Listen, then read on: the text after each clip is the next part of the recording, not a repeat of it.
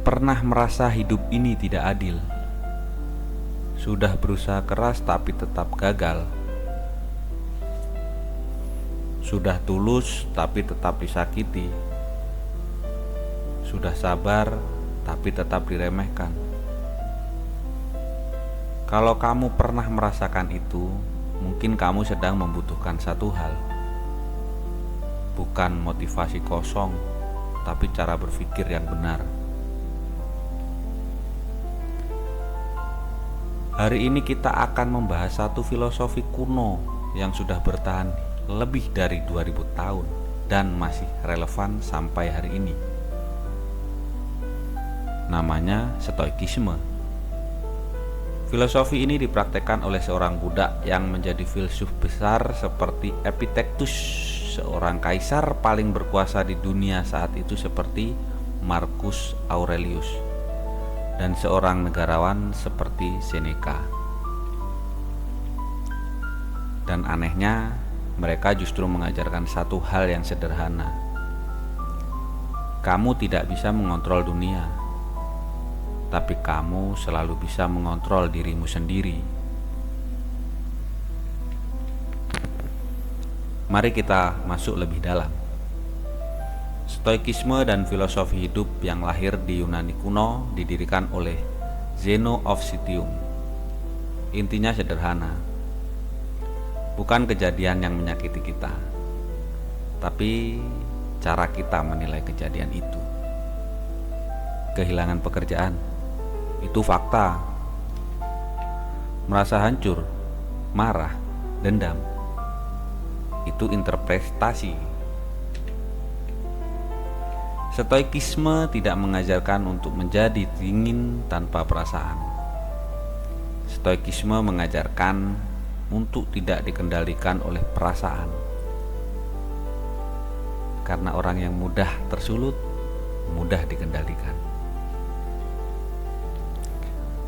Dan di dunia dipenuhi orang-orang yang emosinya bisa ditekan hanya dengan satu komentar.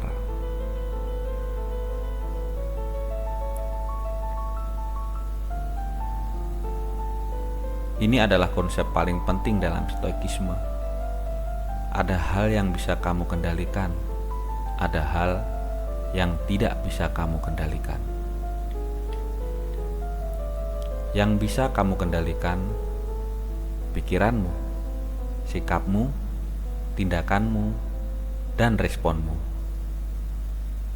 Dan yang tidak bisa kamu kendalikan, pendapat orang lain, cuaca, masa lalu, dan hasil akhir. Masalahnya, kita sering stres karena mencoba mengontrol hal yang bukan milik kita. Kamu ingin semua orang menyukaimu. Kamu ingin hasil sesuai harapan. Kamu ingin masa lalu berubah. Dan ketika itu tidak terjadi, kamu hancur. Stoikisme berkata, fokus pada proses, lepaskan hasil. Marcus Aurelius pernah menulis dalam bukunya Meditations, jika itu di luar kendalimu, mengapa kamu membiarkannya mengganggu pikiranmu? Kita hidup di era media sosial. Satu komentar negatif bisa menghancurkan mood seharian. Tapi Epictetus mengajarkan, jika seorang menghina kamu dan itu benar, maka perbaiki diri. Jika itu salah, mengapa kamu marah pada sesuatu yang tidak nyata? Bayangkan seorang berkata, "Kamu bodoh." Kalau kamu tidak tahu dan kamu tidak bodoh, mengapa tersinggung? Hanya karena ego kita ingin dipuji. Stoikisme melatih kita untuk membedakan harga diri dan validasi orang lain. Orang kuat tidak sibuk membalas. Orang kuat sibuk membangun diri. Stoikisme tidak menjanjikan hidup tanpa masalah, justru sebaliknya. Mereka percaya penderitaan adalah bagian dari latihan hidup. Seneca pernah berkata, "Kesulitan melatih jiwa seperti latihan melatih tubuh. Kamu kehilangan uang, belajar mengatur ulang. Kamu dikhianati, belajar membaca karakter. Kamu gagal, belajar strategi baru." Orang lemah berkata, "Kenapa ini terjadi padaku?" Orang stoik berkata, "Apa yang bisa kupelajari dari ini?" Penderitaan tidak menghancurkanmu, reaksimu yang menentukan.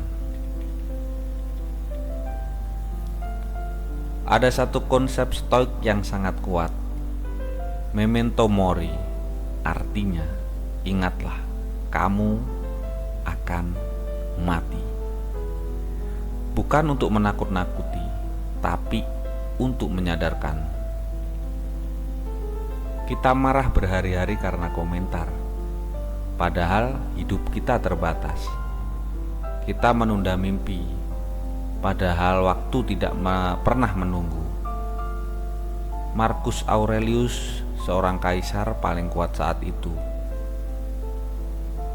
setiap hari mengingat dirinya bahwa ia bisa mati kapan saja, dan justru itu membuatnya rendah hati.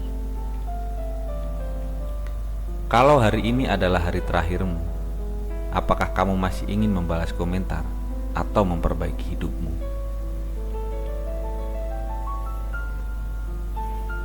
Cara praktis menerapkan stoikisme. Pertama, latihan jurnal. Tulis apa yang kamu rasakan, pisahkan fakta dan interpretasi. Negatif visualization. Bayangkan kehilangan hal yang kamu miliki agar kamu lebih bersyukur. Respon 5 detik. Saat marah, tunggu 5 detik, jangan langsung bereaksi. Dan yang terakhir, tanya diri sendiri, apakah ini dalam kendaliku? Jika tidak, lepaskan. Jika iya, bertindak. Stoikisme bukan tentang menjadi dingin, bukan tentang menjadi pasrah. Stoikisme adalah tentang kekuatan batin. Dunia mungkin tidak berubah untukmu, orang mungkin tetap meremehkanmu, masalah mungkin tetap datang. Tapi jika kamu menguasai pikiranmu, kamu tidak akan pernah benar-benar kalah. Karena orang yang menguasai dirinya tidak bisa diperbudak oleh keadaan. Kalau kamu merasa video ini membuka pikiranmu, like, subscribe, dan tulis di komentar. Aku mengendalikan diriku. Sampai bertemu di video berikutnya.